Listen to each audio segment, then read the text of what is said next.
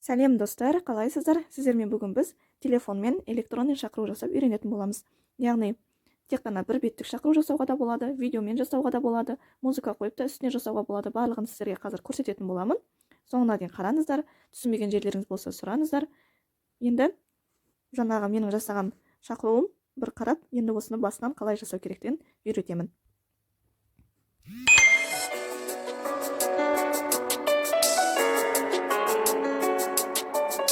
Осылай музыканы бәрін үстіне қоя аласыздар. Енді кеттік. Ең бірінші бізге жаңағы электронный шақыруымызды жасау үшін Canva дейтін программа керек. Мына жерде 6-шы қатарда тұр. Егер телефоныңызда жоқ болса, Play Market'тен көшіріп алсаңыз болады. Canva. Кірдік. Кірген кезде бізде бірінші осындай бет ашылады. Мына жерде соңғы дизайндар тұр бізде. Енді ең бірінші ешқандай видеосыз, тек қана бір беттік открытка жасап көрсететін боламын. Ол үшін поисққа жазамыз. Открытка. Квадратный деп тұр мысалға. Соған кіріп көрейік. И осының ішінде өзі дайын дизайндар толып тұрады. Қазір мен өзіме ұнаған бір дизайнды тауып алайын. Мұнда өте көп болған соншалықты кейде ұзақ уақыт таңдап тұра бересіздер. Мына жерде мұсылманскийде әдемі дизайндар шыққан. Міне, маған мысалы мына дизайн ұнады. Бұл бізде тегін дизайн болып тұр. Егер де тегін емес, платный дизайн болатын болса, осы дизайнды ауыстыруға кірген кезде, жаңағы таңдаған кезде үстінде квадратный сызықтар болады. Ол уже сатып алатын сіздің дизайныңыз. Мұнда тегін және ақылы екі дизайн бар. Қазір ақылы тегін қалай айыру керектігін көрсететін болам. Бірінші бірден мұнда кіріп кетіппін. Қазір мына жерге ағылшынша жаза қояйын. Қазақша жазуға да болады, бірақ ағылшынша шрифттар жақсы ашады. Бексат.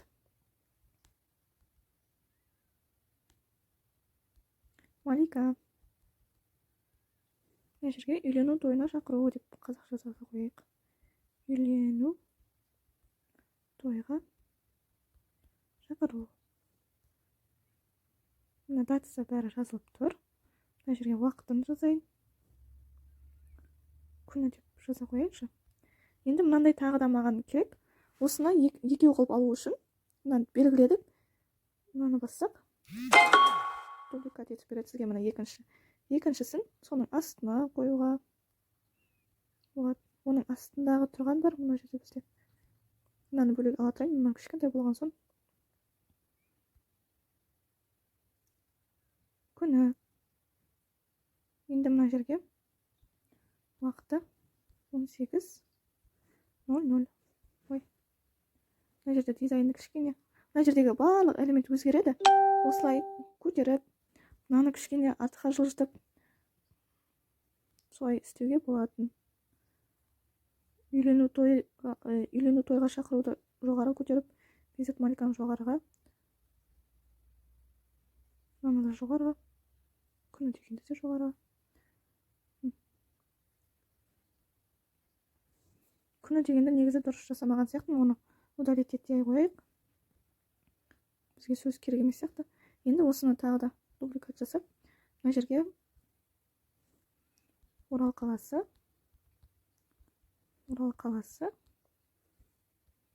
Астына Азия кафесі дей салайық. Азия кафесі. Мына жерде тырнақшаға ала салайық. Енді осыған әдемі бір шрифт таңдап алсақ та болады. Шрифт таңдау үшін мына астында барлық услугтардың барлығы көрсетіліп тұр. Шрифт дегенге кіреміз. Қай сөздің шрифтін ауыстырамыз, соған кіреміз. Онда көбінесе ағылшынша әдемі шрифттар көбінесе ашпай қалады. Мынандай тұр.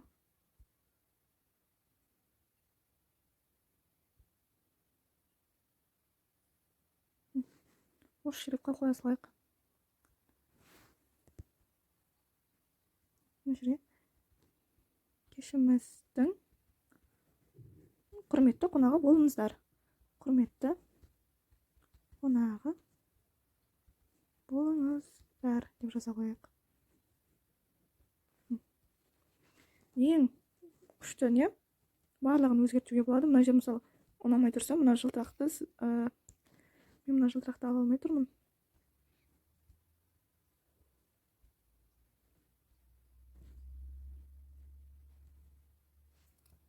жақсы, осылай тұра берсін. Мына жылтырақтарды да өзгеріп көрсетейін деп едім. Мынаны кішкене былай қоюға. Иә. Енді мына жерде. Енді мына жоғарыда скачат бар. Сол нені басамыз. Төменге қарап тұратын стрелка. Сохранитті басамыз. Міне бізде сақтап жатыр уже. Сақтаған соң өзіне арнайы папка ашылады. Сол папкаға түседі. Бізде сақтап болған сияқты. Галереяға кірейін.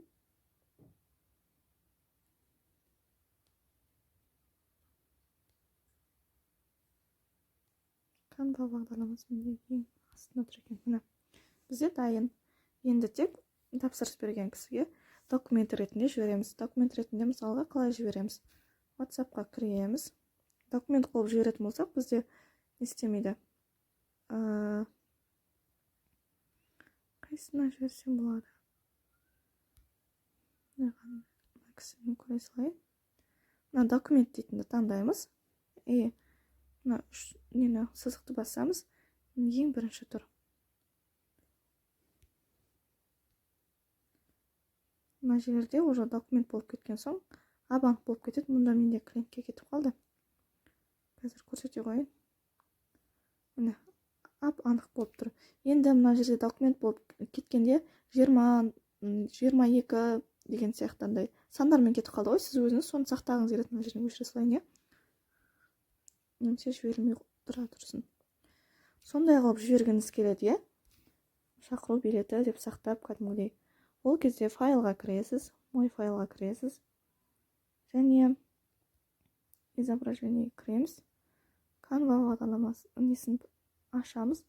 Осыны үстінен басып тұрған кезде мына жерде 3 точка сағат. Соның ішіне кіріп, переменуатқа кіретін болсақ, міне мына жерде шақыру Бекзат Малика болды. Аты ауысты. Енді жаңағы кісіге жіберетін болсақ та, біз документке кіреміз де. Міне шақыру Бекзат Малика. Сіз өзіңіз заказ алып оған жасаған кезде де әдемі болып кетеді. 20-22 деп тұрғаннан көрі жақсы. Бұл біріншісі. Одан кейін екіншісі енді. Canva бағдарламасы бізде қайда кетіп қалды?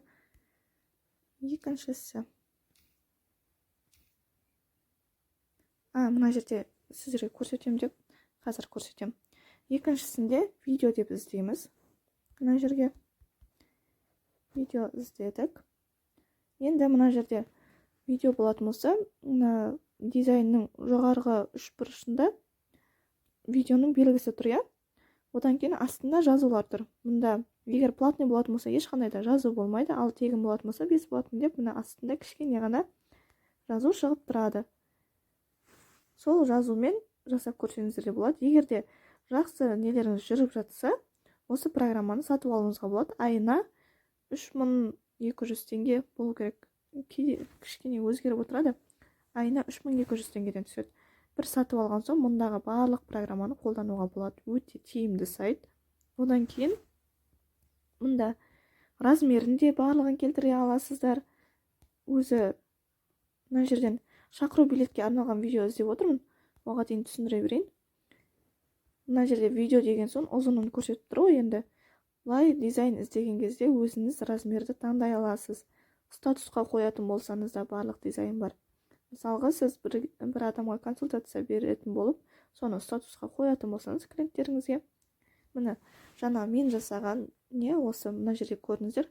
Бесплатный деп тұрмын, жоғарыға көтеріп көрсетіп тұрайыншы. Ішіне кіреміз.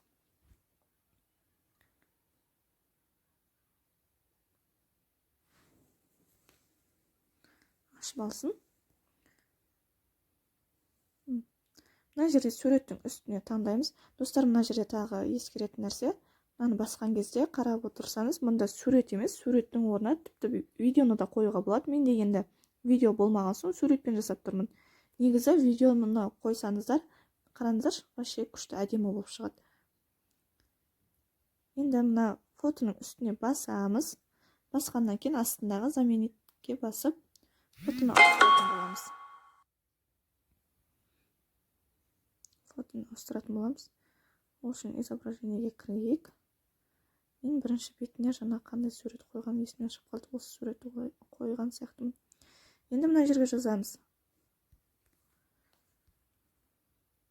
Бағдаулет. Сосын әдемі болып тұру үшін үнемі мына белгіні ұмытпаған дұрыс. Бағдаулет толқын. Астындағы сөз үйлену тойына шақыру деп қоя қойын. Үйлену тойы деп қояйын дек.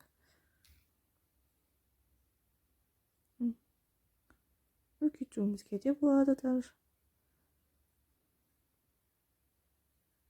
Сосын мына жерде көріп тұрсыздар да, Бағдаулет толқын деген арасы алшақ болып кетті.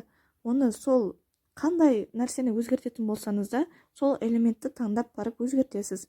Арасы алшақ болып кетті, яғни уже размер шрифт дегенге кірейік. Уже размері, ал қазір мұнда тұр екен. Интервал. Соған кіреміз. Жаңағы бір-біріне горизонтальный тұрған әріптердің арасын ашып жатыр да, бізге вертикальный керек. Ол мынау екен. Былай үлкейтіп, жақындатып істей береміз.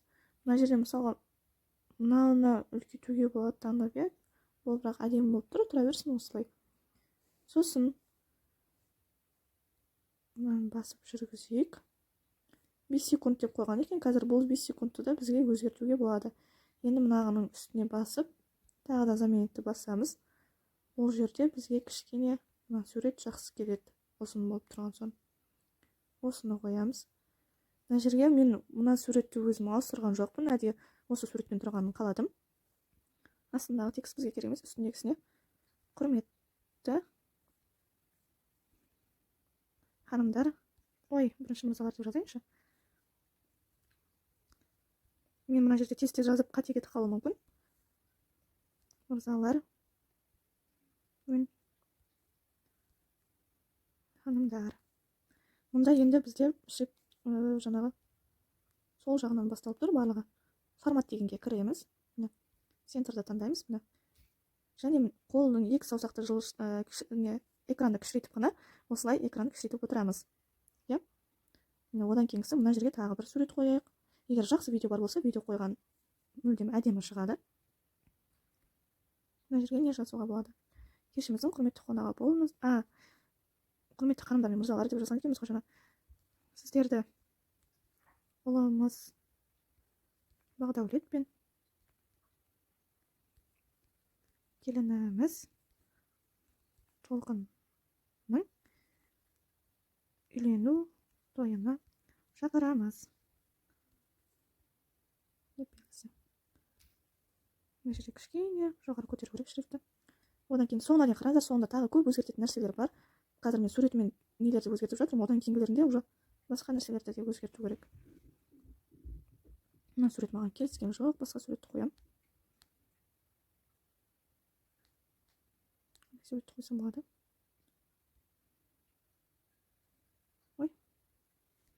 Мына суретті қоям. Ортасына кішкене жылышып кетті. Үйлену тойына шақырамыз. Кешіміздің құрметті қонағы болыңыздар. Мына жерде ар астына түсіп кетті. Енді кішкене шрифтті көтереміз. Болды. Болыңыздар. Жүріп жатыр. Енді әр слойға келгенде сол ойдың элементтің үстін басып отырамыз. Қандай нәрсемен жұмыс жасайтын болсақ та.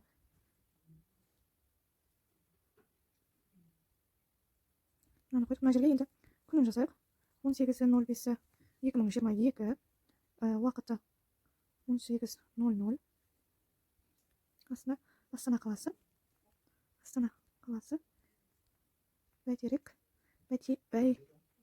Бәйтерек мейрамханасы.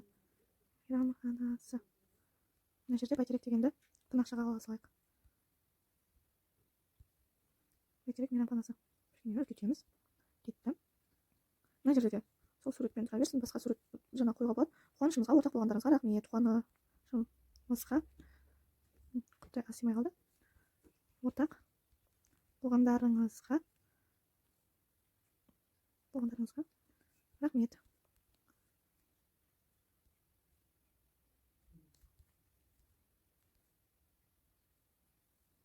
Мына жерге шрифт таңдап форматқа кіріп синтез басып алайық.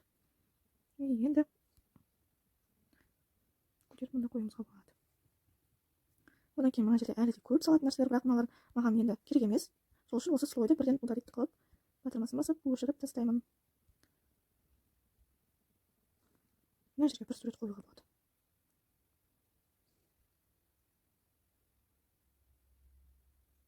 Сурет қоя қойып, тамашалағандарыңызға рахмет деген сияқты.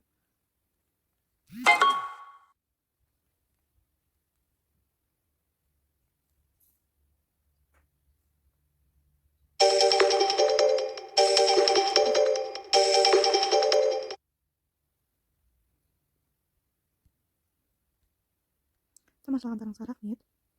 Енді мына слой маған керек емес, өшіріп тастаймын. Мына слой да керек емес, тек мына ғана қалды, иә. Соңына дейін қараймыз. Қазір жаңағы әріптер шыққан кезде қалай қозғалу керек, соның барлығын көрсететін боламын. Мына жерге астындағы сөз бізге керек емес, үстіне ағылшынша жаза салсақ қалай болады екен? Бағдәулет.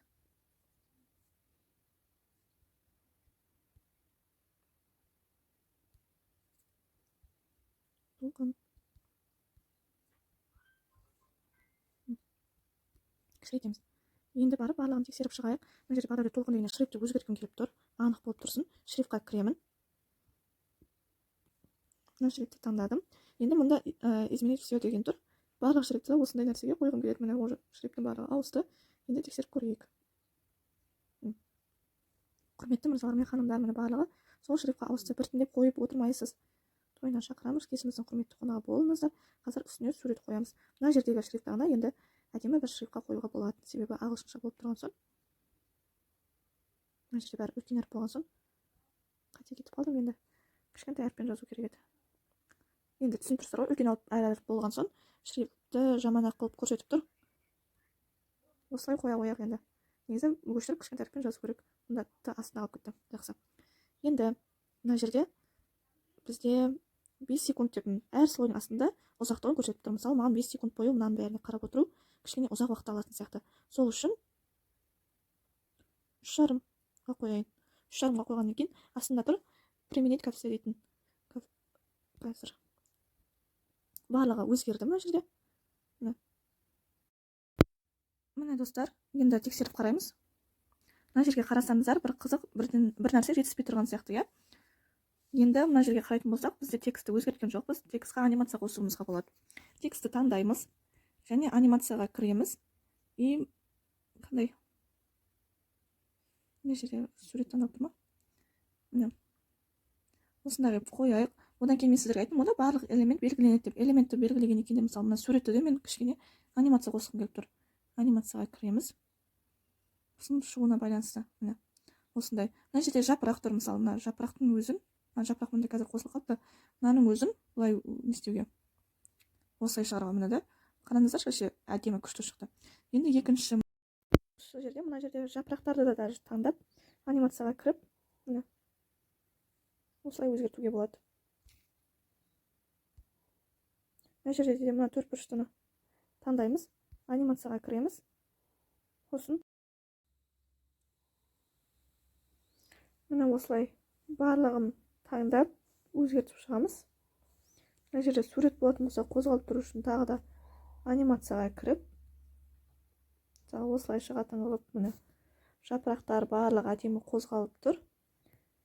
Енді бізге тек қана музыка ғана жетіспейді. Көрдіңіздер ғой, иә? Енді біз мына жоғарыға қарап тұрған стрелканы басып сақтап аламыз. Сақтап алғаннан кейін барып музыканы InShot бағдарламасына кіреміз. Сосын видео новый дегенге кіріп, қазір кішкене загрузка жүріп жатыр. Осы бағдарламалармен жұмыс жасасаңыздар болады. Егер түсінбеген жерлеріңіз болса, шығып сұраңыздар.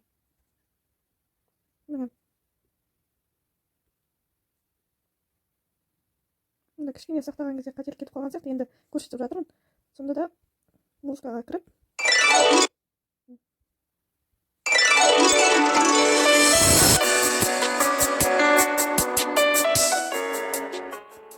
осындай керемет дүниелерді жасап өздеріңіздің телефондарыңызбен ақша табуларыңызға болады.